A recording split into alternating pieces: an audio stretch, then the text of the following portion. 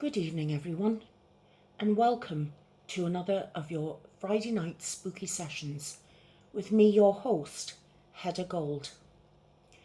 Now, tonight is a change. We're going to have a ghost story to begin with, for those of you who have missed your ghost stories. And then following that, we're going to have episode 7 from series 1 of I Made a Deal with an Angel by Zithero. So I hope everyone is sitting comfortably. Thank you very much for being here. I hope you can now relax, put up your feet, look behind you.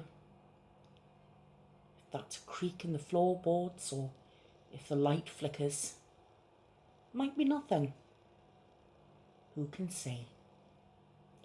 So I'd like to begin your spooky sessions this week with a ghost story entitled The Third Floor. And I really do hope you enjoy it. I was not one to believe in things such as ghosts.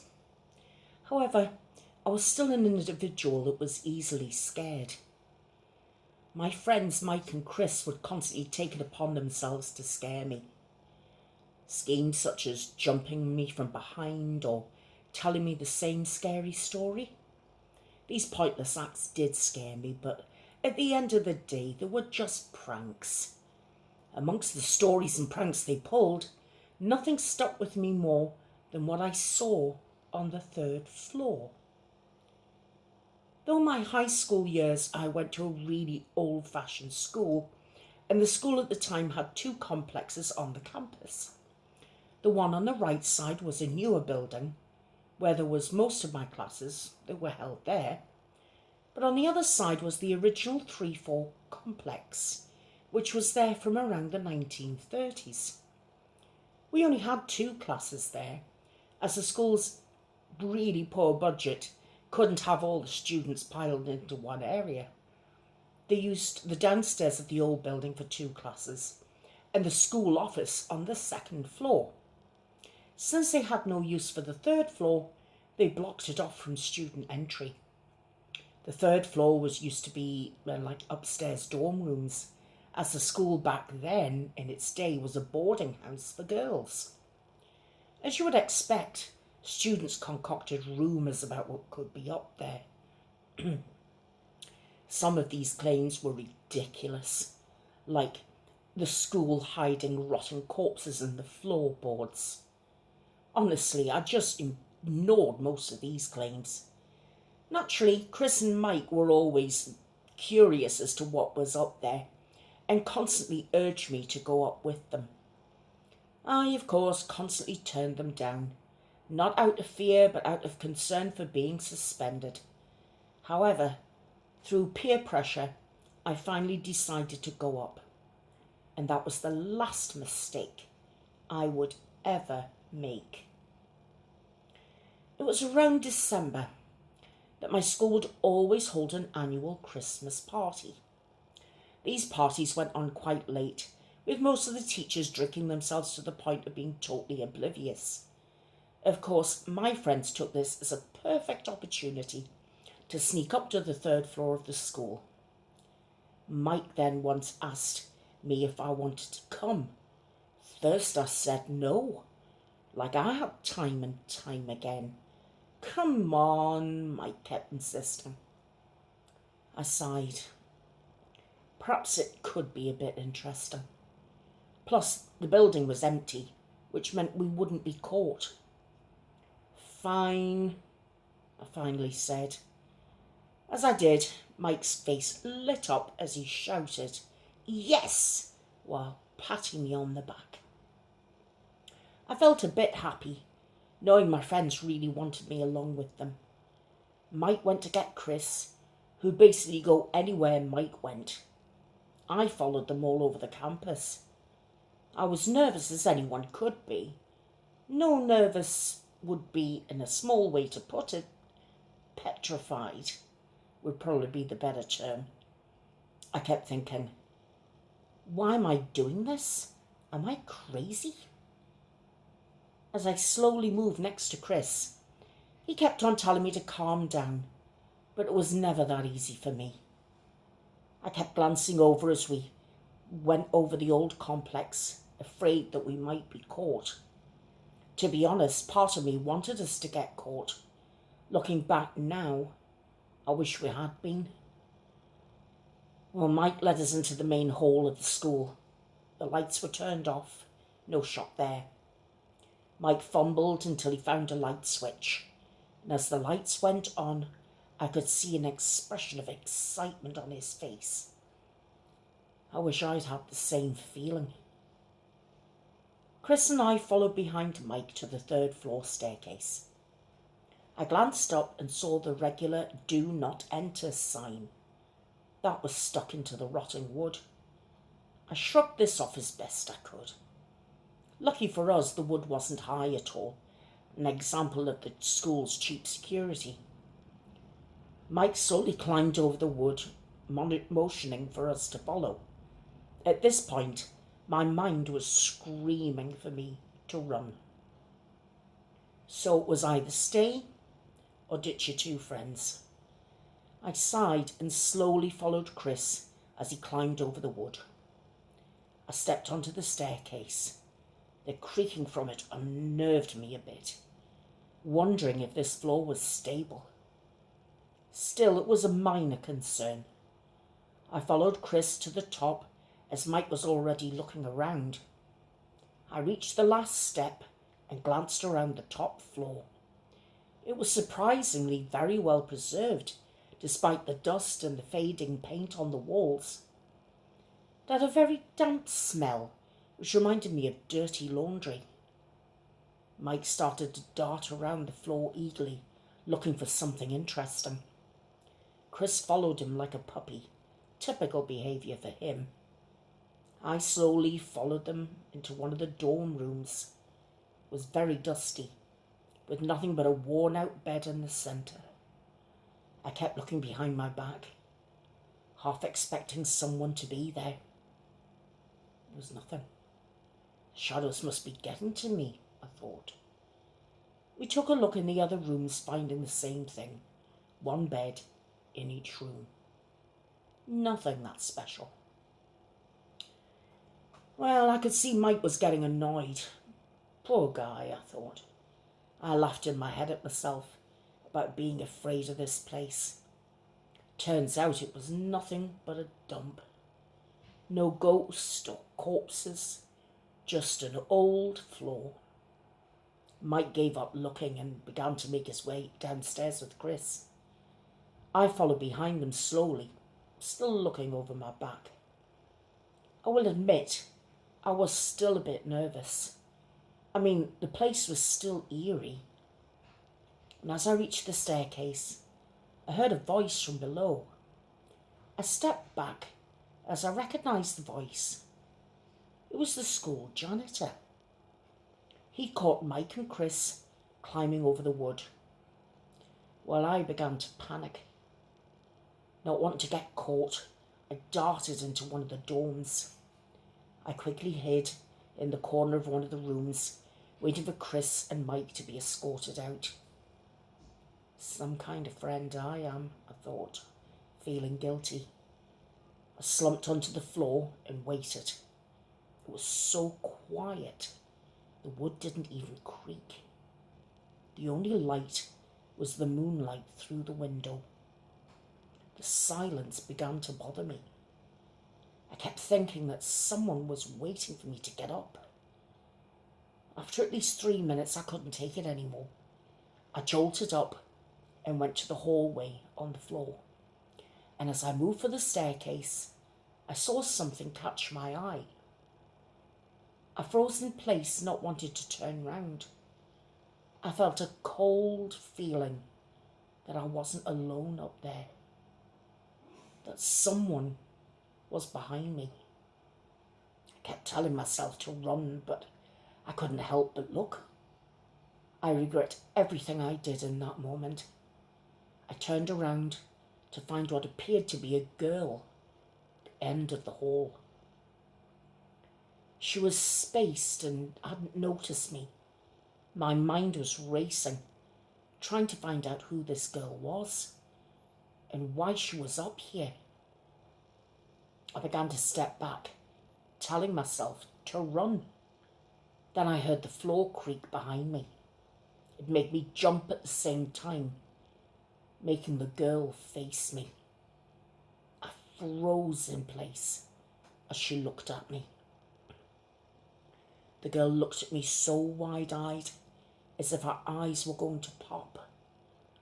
Her eyes were a black colour.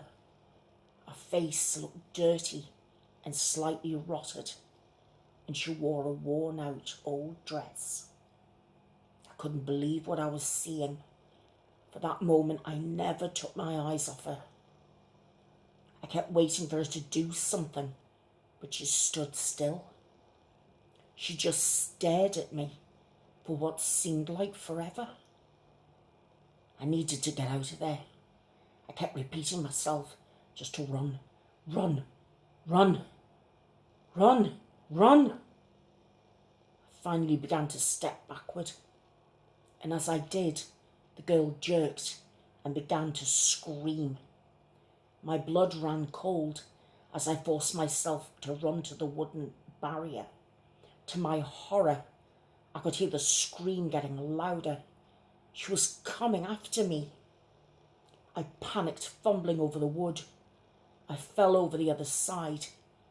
Ignoring the pain, I made a dash for the main hall. I didn't dare turn around. I finally made it outside. Taking a second to catch my breath, I found Chris and Mike waiting for me. Mike asked me where was I going and in such a rage, but I barely heard him. I was in shock. My heart was racing to the point where I collapsed onto the ground. Mike and Chris asked me worriedly, "What the hell happened?" But I could never answer. After that night, I could never look up at my old school complex the same way. I always knew that girl was up there. You would have expected me to tell someone, but I never did. No one would believe me anyway. I still couldn't believe it. It's been 3 years now and I've finally graduated from school. Life is good. I've had no reason since that night to feel afraid of anything. That was until graduation day. After my graduation, I was leaving in my car parked near the old building. Not thinking about it, I looked up at the 3rd floor window. I then stopped, and staring back at me through the dusty glass was a pair of wide, black eyes.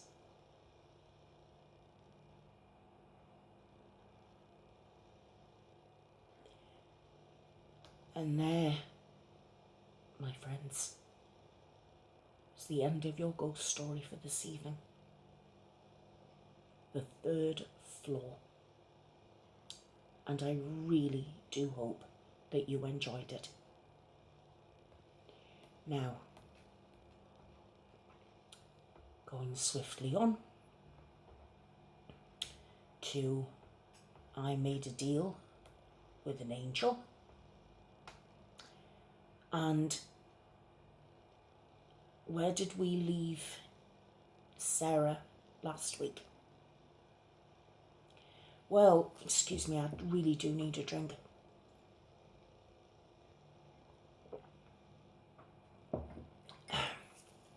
Sorry.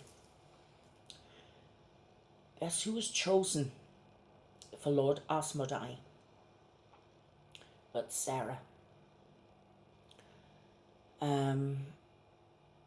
So, anyway, they had themselves a moment, and then the last thing he said to her was, "Make love to me as if we were on our wedding night." And she's going to proceed to tell us more or less what happened, but I'm going to give you a little heads up that has been written by an adult for an adult audience. But I do know that some of our havenists like certain things to be a little more toned down. So keeping that in mind, like I have with the rather blue language, I've toned that down. And when it comes to sexual gratuity, I'll also be asking you in certain areas to please use your imagination. And sometimes that can be just as good, if not better, than hearing something read to you. So with that, and without any further ado, again, I hope you're still sitting back comfortably and relaxed as I read to you this week's episode 7 from series 1 of I Made a Deal with an Angel by the author Zithero. Goodness, she'll kill me for forgetting that. Sorry, Zithero. Right. And I'll begin. Asmodee's request wasn't lost on me at all. I looked him over. I certainly have been forced on worse. The disgusting fat belly of Belphegor, the sick delights of Abaddon. Vereen liked to have a whole harem of succubi, and would sometimes just give each of us a thrust or two and be done with it. And that's just the fallen. But Asmodee? He looked solid, like a climbing mountain of muscle. Shortly after he asked me, I had to accept, and so I slid my arms around his neck while pulling myself up slowly to kiss him with passion. To my absolute shock, he returned it. His hand wrapped around the small of my back, and he pulled me up hard against him. His hands roamed over me, and he caressed me. I hadn't been touched with any sort of affection in so long. I think I had tears as I continued with nothing more than just gentle caressing. This wasn't something I was used to at all. Again, I was just a whore for the most part. Kissing was unheard of for me, let alone foreplay. Further shocking me was when he broke the kiss and started to trail soft wet kisses down my neck. My hooves were dangling. He had me lifted so high and my body shivered against him. I bit my lip to keep from moaning as he licked my skin, and yet a single soft moan escaped me. Again, something I haven't felt in years. Take me, my lord. Not my lord, he chastised as he wrapped my legs around his waist so he could carry me to the bedroom. Just say my name. He carried me in such a way that only a precious woman, or well, in this case a succubus, would know. The strength of his arms around me and the way I had to tightly hold my legs around him is something I never experienced, even with a man like Dave, and he only carried me over the threshold of our house after our wedding. In the room was the bed, and over it was the heads of multiple strange creatures, stuffed and mounted. The bed itself was covered in odd leathers. Asmodee dropped me on the bed. He slowly crawled over me, his hands sliding up my calves towards the inner part of my thigh, and he peeled my underwear down my legs. I watched his every movement, relishing his fingers caressing against my skin as he bared me to him. Now, for those ladies out there whose lovers, husbands, boyfriends or whatever else loves to hunt and has all sorts of animal heads up on the walls can maybe understand, the sight of animals above the bed makes this one nervous succubus You know what I mean? Anyway, back to my story. I took a chance and placed my hands on his chest to sit us both up. I didn't give him an opportunity to stop me, and I gave him a look to roll onto his back. And, surprise, he seemed to like it. He looked at me warily, but he gave me a look of excitement as he went along with my desire. And yes, we demons can have emotions other than chaos.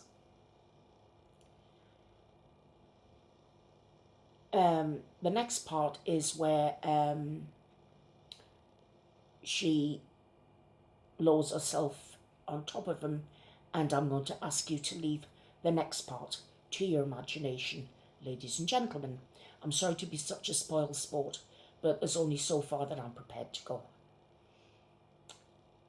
Asmodai, Asmodai, I whispered, and I bent down slowly, staring into his eyes, while licking my lips to wet them before running my tongue along his neck. I needed to taste him. I swear I heard him release a deep breath as he held it until I tasted him. Asmodai growled at me, and it ignited a fire in me that I thought had gone out years ago.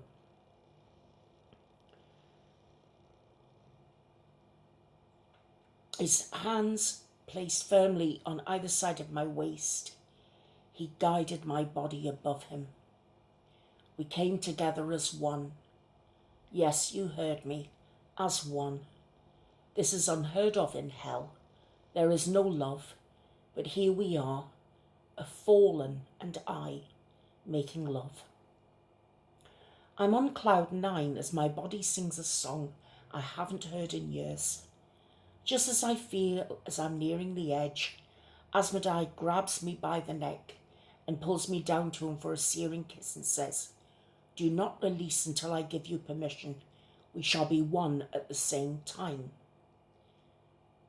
Well, I almost had my happy moment right there and then, but to my amazement, my body listened to him, and instead I moaned. And we then have a little bit more of you using your imagination. The last time we had major fun together, our bodies were pushed to exhaustion, but something in us is either broken or grown, I can't tell. Our hearts connected because we seemed to have had no boundaries. It was never enough for either of us. This need to feel like we were one was beyond words. This last release had me curling anything and everything. We knew this was the last time, and with that knowledge, his strong hands held me down hard against him. I felt my tail whipping round wildly as the pleasure overcame me, and I screamed out his name. Now, I know what you must be thinking. Where can I get me one of those fallen angels? Well, come on down to hell. There are plenty.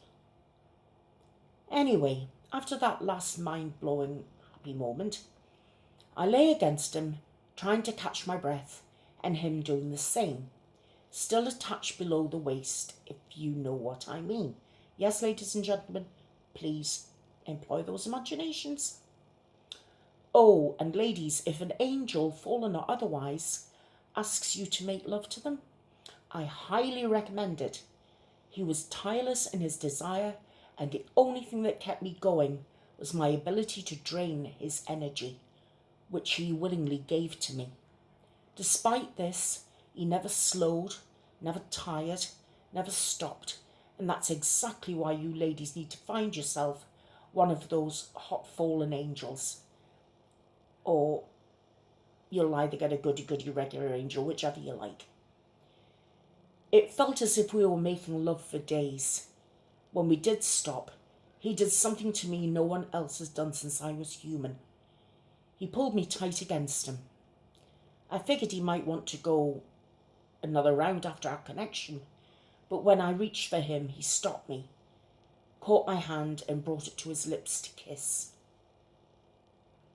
No, just stay like this for a little while. I need the calm. He smiled at me.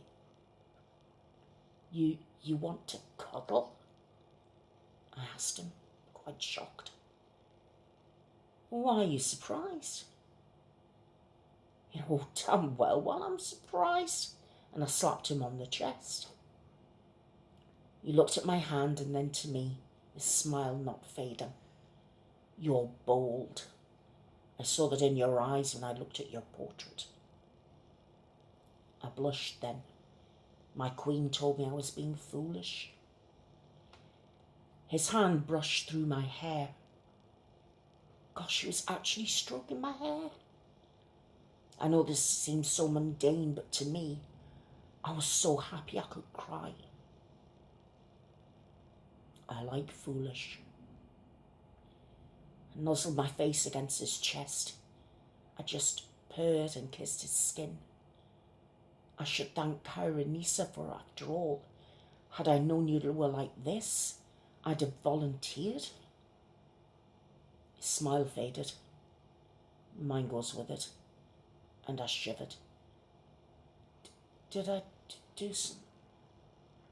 Asmodai squeezes me and continues to play with my hair, his hand roaming over my horns. It's important you don't tell others. This was for you alone. You look different than the others. Their eyes were dead, but you still had a twinkle of hope in yours. I frowned. I cannot keep a secret from my master. Asmodai nods, understanding.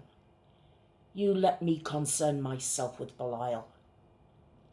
If you promise to hide this from them, then I promise you I will choose you again. I blushed even more. Again? You want me again? Asmodai smiled again. For as long as your cheeks burn red. I snuggled against him, my leg draped over him as I do.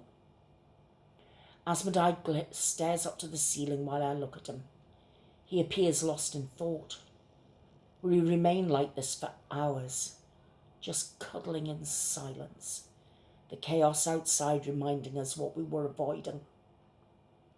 Finally, Asmodai closes his eyes. Your time is nearly up.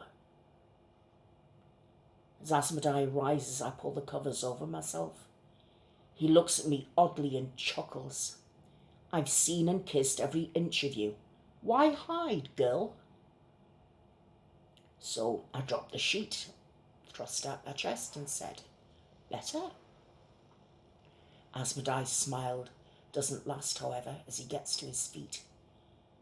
You cannot lie to your master. This we both know. No, nor can you lie to your queen. I slowly get out of bed, confusion on my face as I follow him to the weapon room. Asmodai takes hold of the sword that he's been sharpening when I first saw him. So our only choice to survive is to make sure you're not a liar. With trepidation, I walk into the next room, looking at all the weapons around us. I see. Asmodai holds the blade to my navel. It's best you don't redress yourself. The sword touches my skin gently, but I notice he doesn't force it in. Asmodai's face contorts, and he twitches as he holds the blade unnaturally steady. I understand. You have to, I said to him very softly. Have to? The green wisps of smoke in his eyes swirl in anger, his voice rising. I do not have to do anything. I'm the Lord of Wrath. There is only one that is stronger than I. Do not tell me what I can and cannot do. My eyes narrow at him. Then stop being a pussy and do it. Stop making me wait. His own eyes narrowed. What did you call me? I called you a... I'm interrupted as the blade digs into my stomach. I gasp in pain. One encounter and you talk down to me, girl? His voice booms. My hands are on the sword's blade, and I whimper. I thought... The blade is pulled out of my stomach, and the broadside of it smashes against my left hoof, snapping it and sending me to my knee. My hands are clutching at my stomach, blood pouring out of me, and when the pommel of the sword smashes down on my forehead, and before I know what's happening next, I'm on the ground looking at the ceiling. Asmodai comes into my vision again, with a mace in one hand and a club in the other. My eyes tear up now as I realise why Mara was so traumatised. I don't protest or stop him. Asmodai hesitates for a moment before he slams the mace into my face, and he busts my knee with a club. The club crashes into my face next, and the mace crushes my arm, pulverising it. I scream in pain as he bludgeons me. The pain continues for far too long. I cannot even follow the next few blows. I feel ribs snap. My vision blurs as I taste and choke on blood. I'm fairly certain my intestines are on the outside at this point. My ears are ringing as I hear Asmodai say something. Then I'm kicked and I sail through the air. I land on hot dirt with a sickening thud. I think another bone cracked. As my hearing returns, I hear one of the succubi scream. Oh, hell, Queen Esmeralda! It's Sarah! Oh, oh! I hear a succubus shout. I whimper as my vision slowly returns. As it clears, I see Esmeralda over me. Deep breath, Sarah, come on. Bite down through the pain. I swear I can feel my teeth start to crack as my body heals painfully, bones snapping themselves back into place and my organs sliding back into my body. Tears boil off my skin as I finally heal enough to stand. I feel nothing but a burning, searing rage burn right through me. I'll kill him! The bastard, I'll kill him! I shout as I slowly get to my feet. Esmeralda backs away from me, confused. Sarah, calm down! I glare at her. You calm down! You just didn't get torn to pieces! I slam my hoof down on the ground, and to my shock, the ground shakes. Esmeralda narrows her eyes at me and then grabs me by the chin. Enough, Sarah! Settle down! Esmeralda lifted me up like a child pushes me over some kind of edge, and I grab her wrist and snap it, forcing her to release me. I then hurl her into the air. I was fuming at this point until I saw a shadow directly over me. I look up to see Esmeralda flying above. Her wrist snapped back into place. I saw her horns had a violet aura around them. Her eyes were closed at this point. When she opened them, they were also glowing violet. Bog trotter. My eyes went wide. Oh, shit, no. I think this is the most common phrase someone says before they die. Had I not been technically already been dead, I probably would have. Esmeralda dives at me. Her hands grab me by the wrist and she slams me hard against a wall. My head knocks against the wall and I feel woozy and disorientated. My vision is filled with Esmeralda's burning violet eyes as she rams her horns against my head, finally knocking me out. When I came to a few minutes later, I was in my hut, the door shut with Esmeralda standing over my bed. You drank from him, didn't you? Rubbing my head as I sat up slowly, I wince as my ears slowly stop ringing. Yeah, I had to, in order to keep up with his demands. that horrid then? Esmeralda asks, thinking of the tail end of the evening and contrasting it with the beginning. I nod. Great idea, Sarah. Fight with the guy right before you have to leave. I think to myself, that'll make him ask you back. I wipe a tear from my eyes. You went berserk when you came out due to his essence, Esmeralda explained. Well, I was pretty pissed off. I'm never normally that angry. When I looked at her, what made you go all nutty on me? Esmeralda sighed.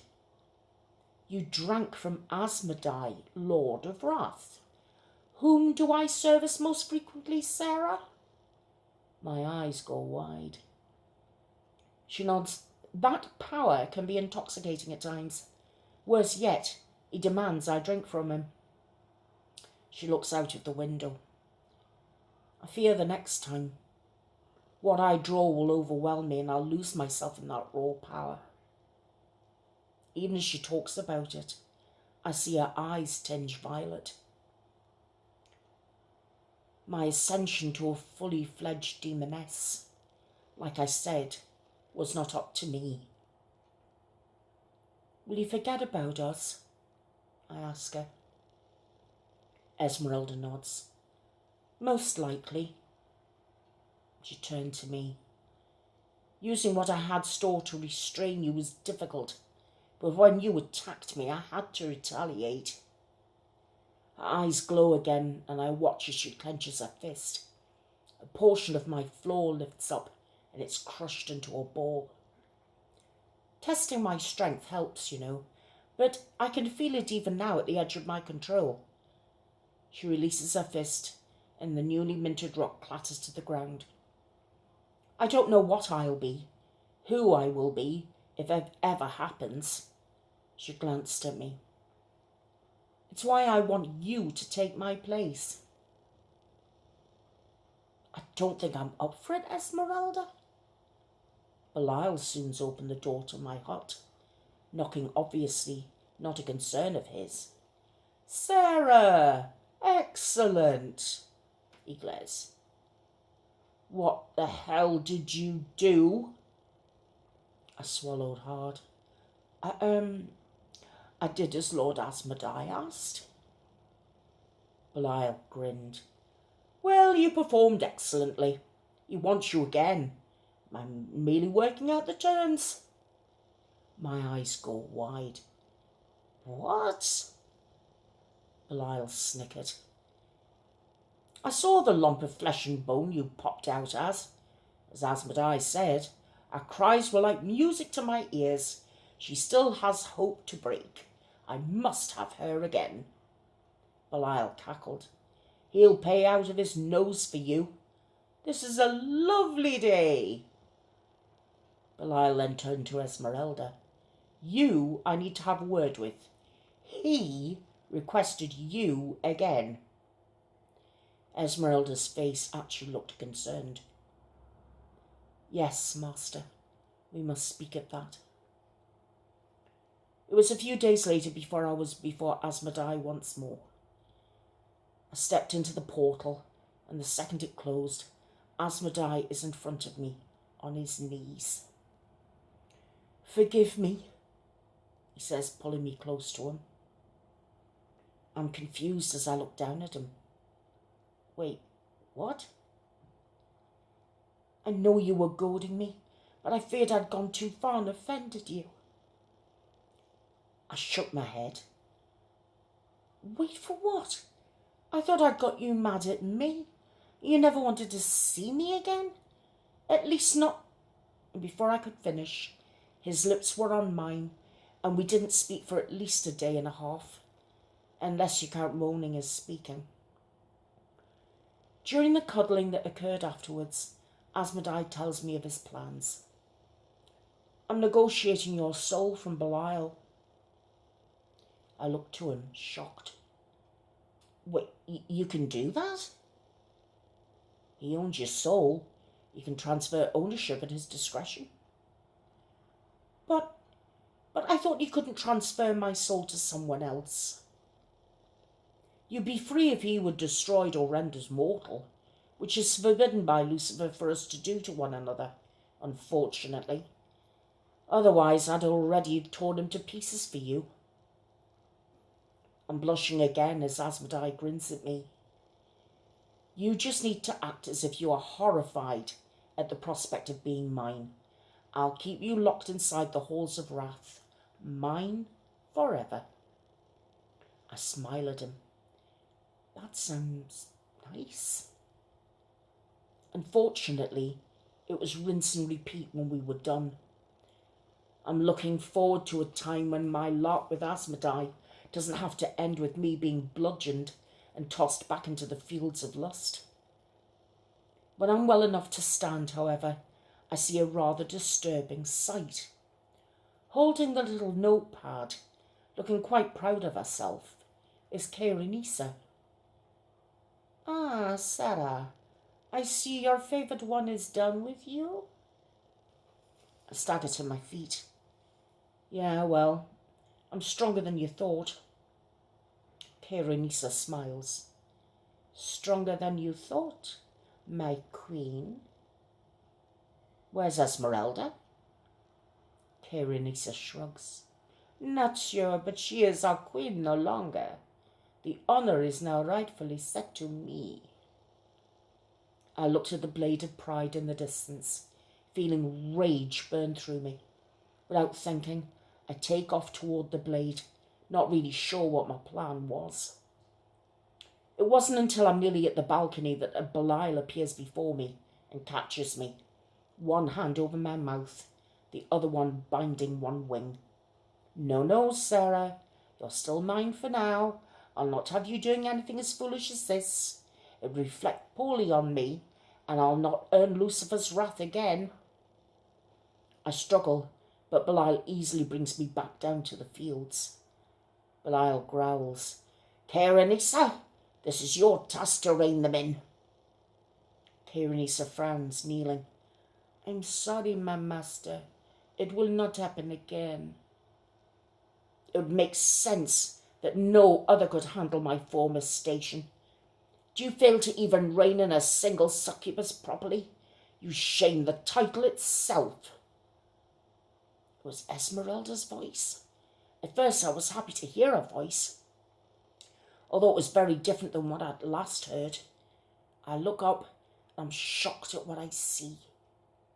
Esmeralda's face was there, but it was covered in deep violet skin, and her entire body was dark purple. Her wings were massive and black now. She let the air out of both and landed on the ground with a quake. Her hooves were larger, much more like a Clydesdale horse, with flowing fur to match, running all the way to her hips. A black cloth hung from her belt, covering her crotch, and it had a white skull-like symbol on it somehow. Her horns were huge, at least her old ones were, curling back over 4 feet long, with another set of shorter horns curling out of her forehead. Her eyes burned with violet light, the irises and pupils gone. Her teeth looked sharp and vicious. Her hands were massive and clawed. Her small spaded tail was replaced by what looked like a serpent's tail, scaled and thick, covered in black and purple stripes. She was a terrifying sight to behold. Belial smiles. Esmeralda, you look lovely, my dear. Esmeralda grins a toothy smile at Belial. Lord Belial? She bows. May I discipline the whore? I saw her let a succubus charge towards the blade of pride. She clearly is failing if you were required to intervene. My eyes are as wide now as I hear her speak. Her voice echoes and her form looks absolutely inhuman. Her chest is covered in black armour, little of her feminine form showing beneath her face, and long but now wild hair. Belial laughs. Why not? I am the queen of... Karenisa is interrupted as she's lifted off the ground as if she were bound by ropes tying her arms and wings tightly to her body. You are the queen of nothing but sluts and whores, hardly a queen at all. Esmeralda is holding her hand out, purple smoke rising from her eyes. Lose control of your charges again, and I'll do far worse than this. Kairanisa scoffs. This is nothing. She suddenly chokes as her arms crack and her rib cage collapses. Esmeralda had merely clenched her fist to do what she'd done to Kairanisa. She releases her fist, leaving Kairanisa to crumble to the ground, broken. Esmeralda? Esmeralda grins as she looks at me. Wait. Her eyes scan over me for a moment. Yes, she hissed. The bog trotter. Yes, Sarah. She chortles. How do I look? Our Lord saw fit to grant me more of his power, and I ascended. I'm a true demoness now, more powerful than ever before. Do you like it, my new form? I shudder as I examine her. You look very, very powerful, Esmeralda. She lips her lips with a black forked tongue. It's intoxicating. I hardly broke Kairanisa with more than a thought, she cackled. I must go. There's so much power coursing through me. Feels ashamed not to use it. She launches herself into the air, her wings unfurling like she's at the apex of her jump, cackling madly as she dives towards the lakes of fire. I watch in dismay as she joins the other demons in the lakes, torturing and rendering the flesh of the damned like the other horrors. Belial wheezes. She is now a private in my unholy legion. She may rise quickly too. She's quite proud of her new form, as you can see. If you play your cards right, Kairanisa, you may join her. Kairanisa staggers to her feet, looking horrified. If you wish it, my master. Belial leaves us snickering to himself. Kairanisa looks to me. Sarah, I don't want to be that happening to me. She was a monster, I said quietly. She's a monster.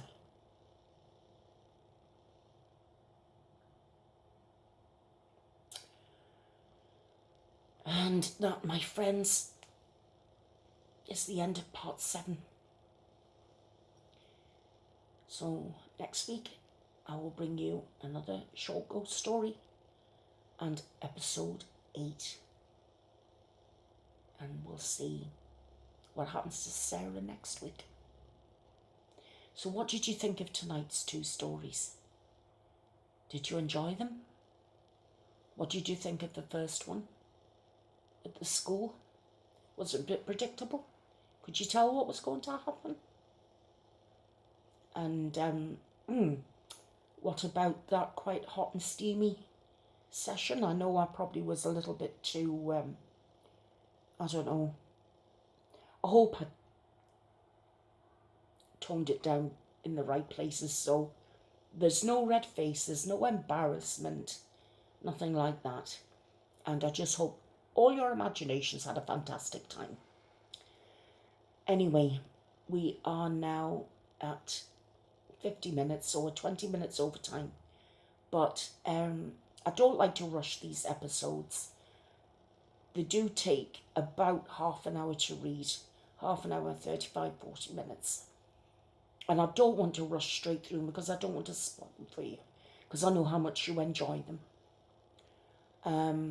But I do hope you enjoyed tonight's stories. And I do want to thank everybody for being here. I want to thank you very, very much for watching. And it's been a real pleasure to read these stories to you again tonight. So, on that happy note, I hope everybody has a wonderful weekend. And wherever you are in the world, I hope you have a great time. Whether it's having fun or just relaxing or whatever. But I hope it's a good one for you. And I will see the rest of you very, very soon. Until then, take care of yourselves. Be kind to each other. And I love you all. Take care now. Good night.